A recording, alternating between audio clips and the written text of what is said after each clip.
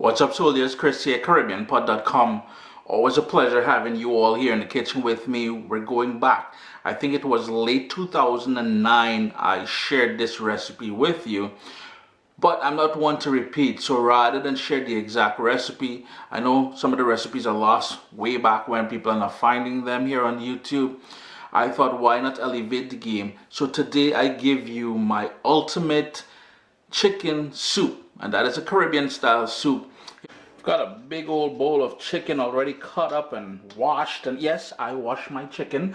Granny showed me, mommy showed me, auntie showed me, daddy showed me how to wash chicken, and I'm going to continue doing it. Here's the thing, for all the people who are talking about don't wash chicken or they do all the thing, I will do my thing, because you see, when I use my little lemon and my lime and my vinegar and all that, and I take off all that feather and all that skin and all that fat and all that, I know I'm doing a good job. I've never known anybody in the Caribbean to get salmonella or food poisoning or anything. But beyond the point, cut up the chicken and everything. If you want to watch that, watch it now or fast forward. How I cut up that chicken, you're going to have to fast forward if you're not into it, because it does take quite a bit of explaining. Fast forward, then we're going to get to seasoning. This is one big, massive bird. You want to do a sort of a once around, because sometimes there's still feathers left back. I'm gonna put that in the garbage. Just put it on the side there. That's gonna go into the garbage. Don't worry, I always bleach down my cupboards after, my countertops and all that. What we want to do, I don't like using the wingtips, so that's the first thing I usually get rid of. I ain't gonna use for that. If you want to make stock and all that, you can certainly do that. It is not for me. Over here, the second one, and it's just where there's a sort of an L joint. You would take that off, go through and take off any sort of like back feathers and stuff like that off the bird, like right here.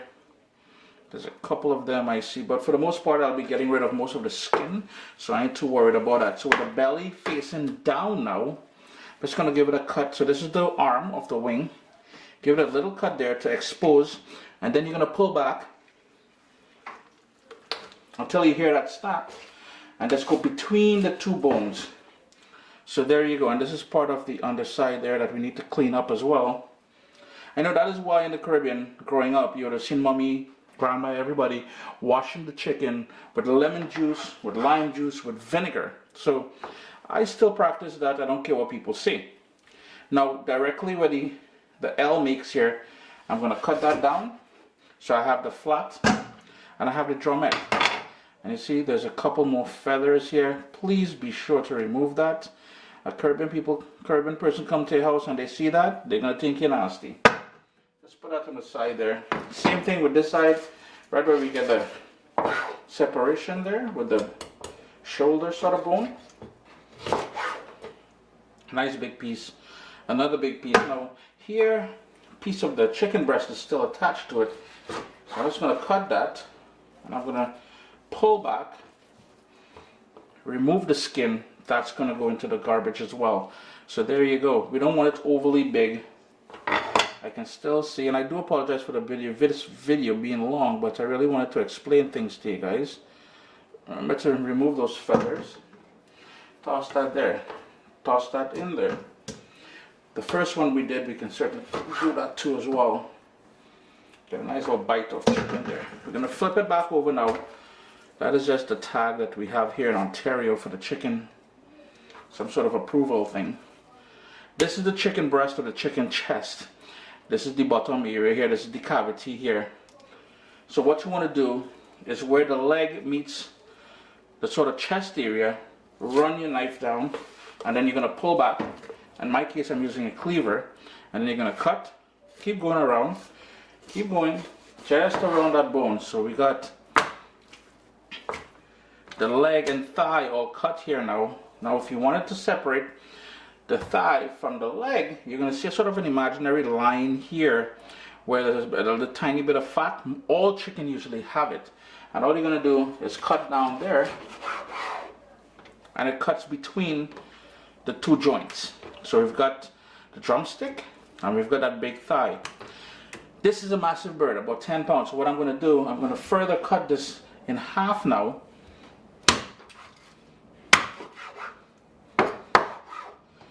This bit of skin is going to remain, that's okay. But this piece of skin here, we're going to pull back and get rid of that. I should have a bowl technically there because I know I'm going to get some hate for that. But we cut the chicken drumstick into 2 pieces. If you want to cut that further, you can certainly do that. With the chicken thigh now, I'm just using my blade. I'm going to press down and pull back, and we're going to cut off as much of that fat and that skin that we possibly can. Over here you're going to see that layer of fat. We're going to remove that as well. And then what I'm going to do is, on this side I'm going to try and cut off, and later on when I'm washing it I will cut some more fat out of it. And because this is a big thigh, I'm going to cut a piece off, so like this big. And then the bone runs across here. I'm just going down nice sharp, boom. There's a piece of fat there, I'm trying to get rid of that. And all of that is going into my bowl. Now that we've got rid of one, I'll quickly go through this one. You don't have to listen to me and my big mouth, but so that again, leg and thigh, I'm going to set that aside. Now here is the big old chicken breast, thoughts for soup. So we're going to cut this off. This is going to go into the garbage, and then we're going to stand it up. This is the back of the chicken, this is the chest or the breast, and I'm just going to run my knife straight down, cut all the way down. No, there's still a bit of ice there, but that's alright. I'm going to flip it over, back up again, and run just to cut that wishbone. Just going to set the back aside for a second. This here, I'm just going to get rid of the ice. It was in my freezer. This is the big old chicken breast. What I like doing is pulling on the skin and just lifting, pull, and cut. Because we want to get rid of all of that skin. We're trying to have all of that in our diet. As I said, I will bleach it on the counter, so please save the hate emails. Cut off some of that there, and now I'm going to go down the direct center, like so. We've got 1 chicken breast, and we've got 2 chicken breasts. Now for this soup that I'm making, I'm going to further cut that where it separates there naturally, and this one I'm going to cube up a bit, so maybe 1-inch cubes. So boom, boom. Cubes of chicken breast there.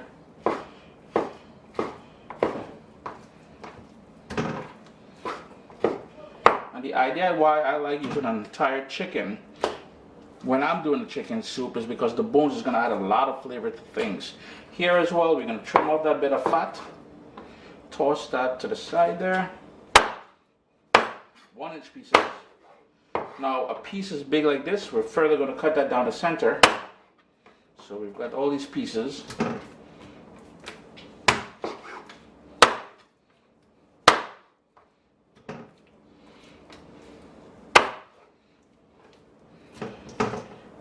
So there you go, that is how you would break it down as far as the breast or the chest is concerned. I'm going to take out all of this stuff here now off from the back of the chicken. This is a big old piece of fat there. Another piece of fat here. And this is the sort of bottom flap here. I don't like leaving that on my chicken. Some people like it, it's tender, but it's full of fat as well. We're trying to have that in our live. I'm just going to flip it over now. And this is where the neck of the chicken is. I'm just going to give it a pull and keep pulling back. And it's the easiest way to take the skin off the back of the chicken. And then it's basically cutting it up to the size that you feel you'll be using in your soup. So there we go, we remove that. All that skin is going to go into the garbage. This one now, this is where all that flavor lies. Cut it up into small pieces. All these bones is going to be nice, add nice flavor to the soup. So without keeping you guys much further here, these little sort of kidney eating things, I am going to discard that as well. Yeah, so that's how I cut up this chicken. Oh, there's a big piece of fat here, boy. Let's get rid of that too. I'm going to cut up the other breast and the other chicken leg. Salt. It may look like a lot of salt that I'm adding here, but we're adding a ton of ground provision and vegetables and stuff like that. But I'm not overdoing it because I'm using chicken broth in there or chicken stock in there, which has some sodium as well. So later on we'll adjust. A nice dose of fresh ground black pepper. Go as heavy as you can handle because the earthiness from that black pepper is going to give us a lovely base flavor. Caribbean green seasoning. And I've showed you guys from time and time again, this is my one here. I make my one with olive oil, so no additives, no preservatives. 2 heaping tablespoons of that. That there is gold, pure gold. And we got pimento peppers in there, scallion, thyme, garlic, parsley. It's all kind of niceness in there. You can tailor it to your own liking as well. I've got here one sort of a small onion, and I'm just cutting up into small pieces. I'm going to finish that. You need to watch that too much. A habanero pepper, the entire thing. This is a massive pot of soup that I'm making. Some's going to get frozen. The rest of it is going to get eaten immediately. And then I have a surprise. A tomato. Yes, a Roma tomato. Let's cut that up as well. I'm going to continue cutting that up. We need some good old lean parents. Or they will miss some money. Go in there with a good tablespoon of that. Something some of you may question. A little bit of tomato ketchup. The acidity from the ketchup and the tomato itself is gonna add bare niceness to this, man. Now all we got to do is give that a good mix. If you want to add some ginger in here, you can certainly do that. Totally up to you. All right.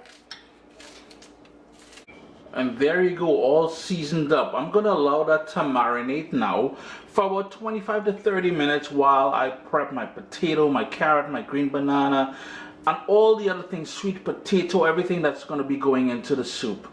Yes, sir. I am introducing you guys for the first time to my new big old soup / stew pot, because we're doing quite a nice big soup here. So in there, it's on a medium flame.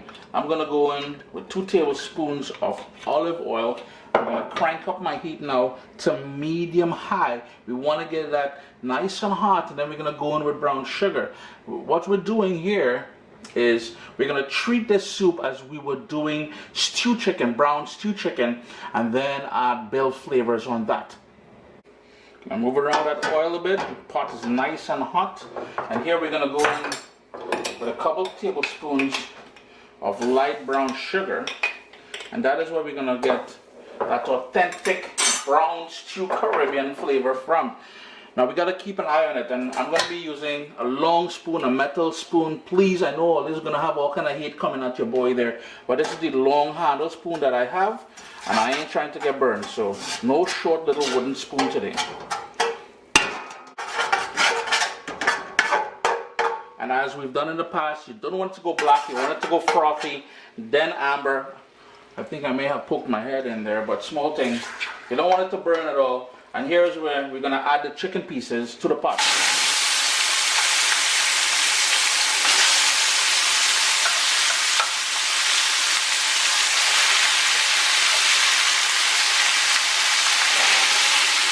Give it a quick stir.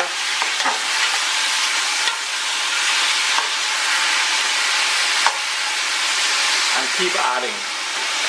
We're going to get all the pieces coated in that lovely brown stew in the bottom there. After about 3 minutes, you can hear that boil that's going on. I'm going to reduce my heat now to medium high and let that continue cooking there. We want to sort of brown up the pieces of meat and develop that lovely flavor. 10 minutes later, and I've cranked up back my heat to high because I want to sort of intensify the color by burning off all that natural liquid that sprouted up there. So lid off. All this while the lid has been off actually, because it is a big pot. We're trying to burn off all that liquid now. Burning off all the liquid is turning out to be a little bit challenging. So what I've done, I've reduced it dramatically, and we're gonna get the same flavors. Don't fret too much. In goes some washed yellow split peas. I've got carrots and celery. And something that's optional, but I highly encourage you to use it, I've got some smoked ribs, and that is pork ribs. You don't have to do that, Granny never used that, Mommy never used that, but the point is Uncle Chris is using it, alright? I'm gonna give that a stir just to incorporate everything, and those ribs is gonna give it a lovely smoky flavor, man. It is unbelievable. I'm a huge fan of smoking soups now. Next up, in the same bowl where I marinated the chicken, I've got 1.5 cups of coconut milk and 2 cups of water, and the bowl is too big to fit there. And we're gonna bring that up to a boil now, and we're gonna continue building and adding flavors and ingredients and stuff like that from here on in. As far as the body of the soup now, we've got eddos, we've got sweet potato, I've got a couple pimento peppers. These were in the fridge, so they're still frozen, but look how nice and big. That is a seasoning pepper, and the Southern Caribbean people, they will know about that. An additional onion. Yeah, we did season the chicken with an onion. We're gonna go in with some more onion.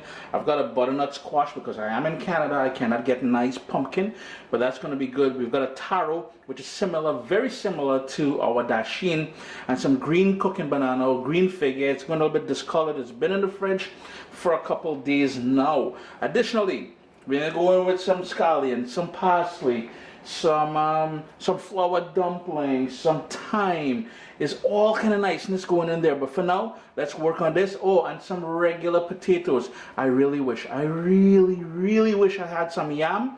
No yam. Yam is expensive. If you can find it, unfortunately, I can't even find it. If you got cassava, if you got any other thing you want to add in there, do your thing.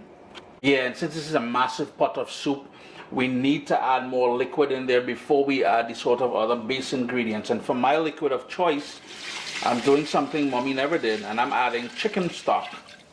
You'll need anywhere from 12 to 14 cups of that. So anywhere from about 3 to 4 liters of that chicken stock. The whole idea now is to bring that up to a boil, and we want that to cook for about 25 minutes before we add all the other ingredients. But before we do so, let's add some more flavor to this, all right? A nice big whack of fresh thyme, scallions, and those pimento peppers. Remember, those are not about heat. That is all about flavor, and continuously we adding flavor to this pot here. At the end of the day, taste buds are just gonna be amazed. Yeah, and if you haven't noticed, I did change out the board. I have one board for meats and one for vegetables and all that. And what we're doing here, you need to have, I don't know if you guys can see all the way over there, a bowl with cool water, and this is the green cooking banana. I cut off the stem, which is this part here. You may want to coat your hands with some oil or use gloves, as it can leave a sap on your fingers. And all you want to do here in peeling them, a paring knife, you're going to go the thickness of the skin and cut a line all the way down. We have discussed this before. Notice that line all the way down, and then you would just peel back on there to remove the skin. Now the reason why we have that bowl with water there is because to prevent it from going discolor once we've peeled it and cut it up. Now the thing I want to impress on you all is once we start cutting up the ground provision and the vegetables and all that, we want to keep them pretty much the same size. I'm just going to scrape it like that, and then into small bite-sized pieces. Just look at that. Beautiful. Into that cool water. It's been on that bubble now for about 25 minutes since we added all that chicken broth or chicken stock into it. Here is where now we're going to go in with most of the vegetables, the ground provision, potato, pumpkin, green banana, and the eddos. The taro I am not going to add at this point because I know it is just going to disintegrate in there. It cooks really fast. Neither am I going to add the okra. Give that a good stir and bring that back up to a boil and let that go. Just look at the magic that's happening in here now. Just look at that. Telling all you, I'm not leading all you straight to there at all, boy. It's been another 20 minutes since I added the potato, the green cooking banana, the squash, all those things. I had to add another liter of liquid, so I went in with water this time. If you have more chicken stock, you can certainly do that. In total, we used about 4 liters of that. Here is where now, and my heat is on medium, I'm going to go in with the okra and the taro. And the reason why I'm going with the taro now as opposed to earlier is because I know for a fact that taro breaks down really fast. So I'm not trying to have it break down and not get that true niceness of the taro. So you want to bring that up to a boil, lid off all this while, and let that go for another 15 minutes or so.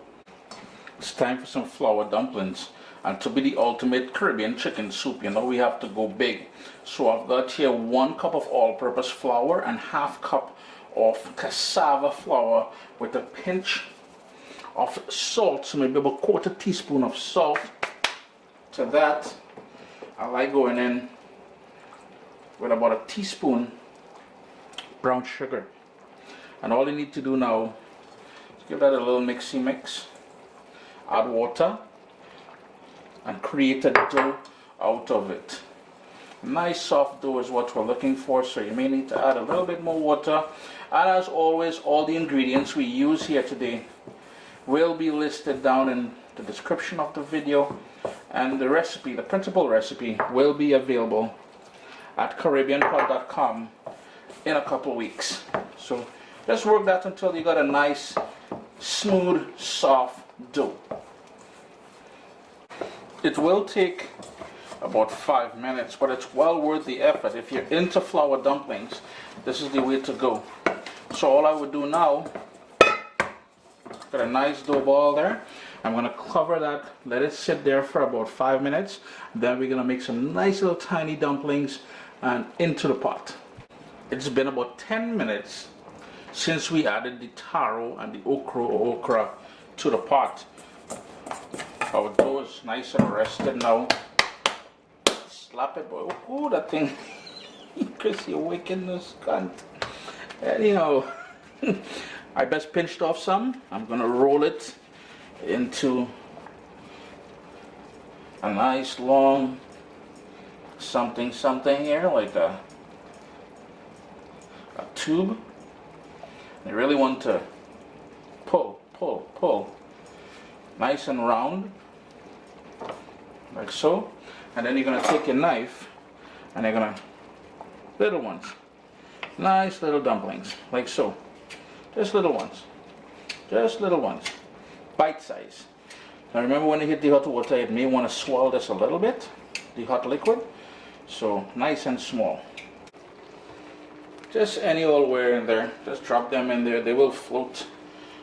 They'll be soak up all that niceness inside there, and continue making them and plopping them in there. It will only take about 5 minutes after you add those dumplings to the pot for this soup to be completely done. So all I like doing here at this point, taste it for salt, adjust it accordingly to your own liking. Finish off with some parsley. Give that another stir. You will need to add salt. I can almost guarantee you that, because not everyone's salt appreciation is the same, you know. Just look at that niceness now, boy. Oh, Lord, Chris, you're going to be... And I know some of you are probably wondering, why is Chris cooking so much food? Well, here's the thing. I'm going to freeze some of this. There's quite a few hungry people in this house. Plus, my 2 brothers, they both work at the hospital. We know what was going on right now, so I'm trying to treat them. They're going to be coming home from work pretty soon. So a bowl of soup, some beer, and a little wine for my sister as well too. So brothers, sisters, everybody getting sorted out, just as a little appreciation, something, you know. Chris here, CaribbeanPot.com. Always a pleasure having you guys here in the kitchen with me. Yo, enjoy all yourself and be safe, alright? What's up, soldiers? Don't forget to click subscribe. If you've already clicked subscribe, hit that bell notification thing. I want to all you missing out on the new videos, man. Come on, click.